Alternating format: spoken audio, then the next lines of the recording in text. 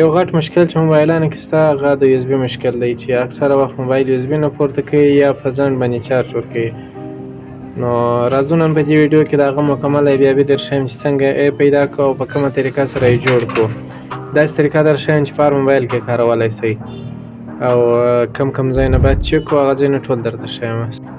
که زما چینل مو تر دا وخته نه وي سبسکرایب کړی چینل سبسکرایب کړئ تر څو بله داسې ویډیو هم تر تاسې په اسانۍ در ورسیږي.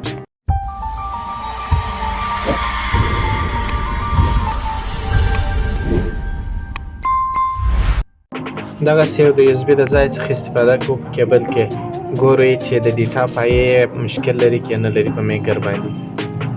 دغه یوه پایه شارټ ده د دې ټلیفون ده، مشکل هم په دغه پایې کې دی او دغه یوه پایه یې جوړه ده. نو راځو مسیر یې تعقیبوو چې تر کوم ځای کې جوړه ده او اصلي مشکل په کوم ځای کې دی. که دواړې پایې کار وکړي یوه شارټ وي او یوه شارټ نه وي مثلا جوړه وي بیا مشکل د چارج په ځای کې هم نشته او په کټ کې هم نشته. او که چیرې بیا داسې چې یوه پایه یې نه کوي پر مخ هېڅ اندازه نه ښیي په میګر کې او ایل وي بیا مشکل د چارج په ځای کې شته. او د داسې کیبل او د USB د ځای څخه همیشه استفاده وکړئ، ډېر اسانه او بیخي وسه پیدا کېږي په امپیتریانو کې په چارجرانو کې.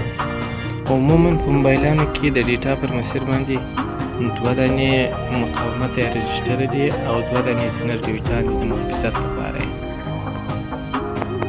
خو اکثره وخت په موبایل کې چې دا پایه شاټېږي د زینر ډیویټ د لاسه شاټېږي، ولې چې برق هلته د ډیټا پایې ته راسي زینر ډیویټ وسوځېږي او دغه مسیر شاټ کړي د دې په وجه چې په نورو ځایو کې مشکل پیدا نه شي. خو هغه زینر ډیویټ چې لرې کړو هغه مشکل حل شي. خو په دغه موبایل کې بیا داسې نه دی، زینر ډیویټ یې مخکې هم ایسته کړی. ګوره دغه یو مقاومت شاټ دی او مشکل هم د چارج د ایسۍ څخه کیدای شي چې وي. خو راځو ګورو چې د چارج ایسۍ راپورته کړو آیا بیا هم شاټي شته که نه شته. اکثره وخت چارج ایسۍ راپورته کړو بیا هم شاټي وي. مشکل په دې وجه وي چې یا په مسیر کې یو ځای اتصالي کوتاه واقع شوی یا د بل شي په وجه سړي نه ورته فکر کېږي هغه ځای ته.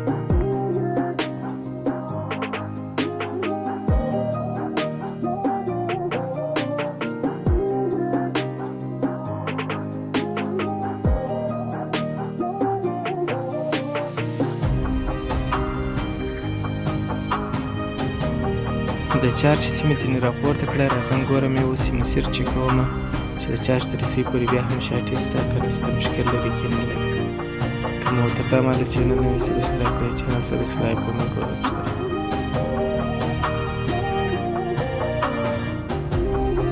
او کله چې غواړو چې د ایسۍ ځای چک کړو په میګر باندې نو ځای خامخا ښه صحیح پاک یې ورته د ایسۍ ده، لیم مه پرېږدئ ورباندې ځکه کېدای کله کله 2 لیمه هم سره مښتي دا 2 پایې سره ومښلي خو ډېر میده وي اکثر وخت مو فکر کېږي هم نه ورته یا یې وینو نه صحیح. نو ځای یې ښه ځان مطمئنه کوئ چې پاک وي. یو ځل بیا په میګر باندې چک کړو چې مشکل حل شوی که نه دی حل شوی. اکثر وخت بیا په ایسۍ کې مشکل نه وي. راځو ګورو اول د ایسۍ څخه شروع کړو چې د ایسۍ ځای چک کړو چې کومې د ډیټا پایې راغلي دي موبایل ته هغه چک کوو.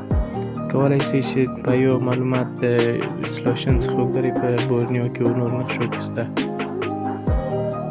دغه 4مه او 5مه پای ډیټا ده اوس هم شارټ ده، یعنې مشکل دی چارج د ایسۍ هم نه دی بیا هم شارټ دا مقاومت باندې هم شارټ.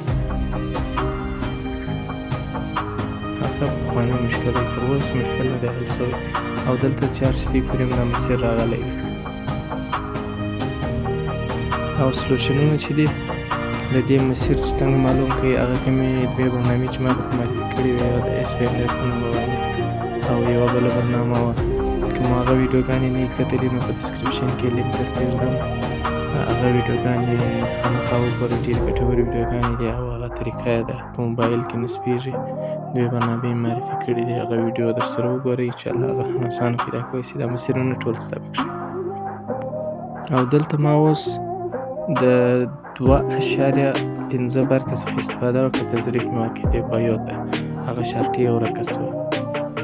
خو کله چې تزریق ورکوئ خامخا باید ایسۍ نه وي په موبایل کې، ولې که اکثره وخت ایسۍ پکښې او دغه پایو ته تزریق ورکوو یعنې برق ورې لګوو بیا په ایسي کې مشکل پیدا کوي. نو اوس هغه ایسي زه بیرته ریفالوم ورته او بیرته یې ور اچوم. وروسته د ایسي ته ور اچولو یو ځل بیا ګورو چې آیا مشکل یې حل دی که نه دی. کمپیوټر یې پورته کوي، موبایل کې نه پورته کوي. او که چیرې نه وي دغه رقم ایسي در سره وي هغه ایسي ور واچوئ، هېڅ پروا نه کوي. بهترینه طریقه یې دا ده چې نوي ایسي ور واچوو، ولې کار به مو 2 واره ته نه مجبوره کېږي چې بېرته به ایسي راپورته کړو. کېدای شي په دا ایسي کې مشکل پیدا سوی وي، ولې چې کله مسیر شاټېږي خامخا به ایسي ته هم څه شاټې رسېدلي. نو نوي ایسي بهتره ده تر دې چې زړه ور واچوو. زه خپله د نوي ایسي استفاده کوم، راځم نوي ایسي ور اچوم.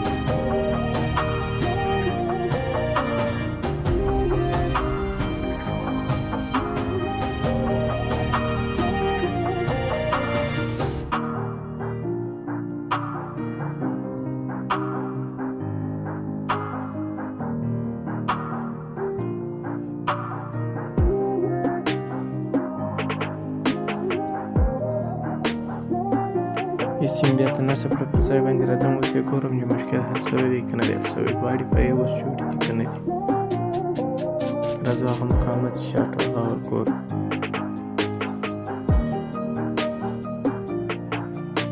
اوس انشاءالله جوړ دی، کار کوي. دواړه جوړ دي، خو کله کله بیا یو مشکل بل هم وي، دا هم په فکر کې درسره ونیسئ. یوازې په دې جوړ باندې کفایت نه کېږي، بس اطمینان ده. دلته پایې جوړې اندازه یې هم صحیح وي، خو کله چې بیا ایسي د چارج ایسي سی پي یو ته دغه اندازه هستې د مسیر سره وصلوي، دلته بیا مشکل پیدا وي.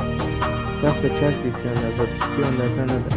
نو اکثره وخت بیا د چارج ایسي سی پي یو او ډیټا نه سره وصلوي، بیا هم کار نه کوي اکثره وخت. نو یو مشکل بیا هلته هم وي. نو انشاءالله ایسي نوی ده، کېدای شي دا مشکل بیا مثبت شي. اوس به یې چک کړم چې آیا مشکل حل سوی دی که نه دی حل سوی.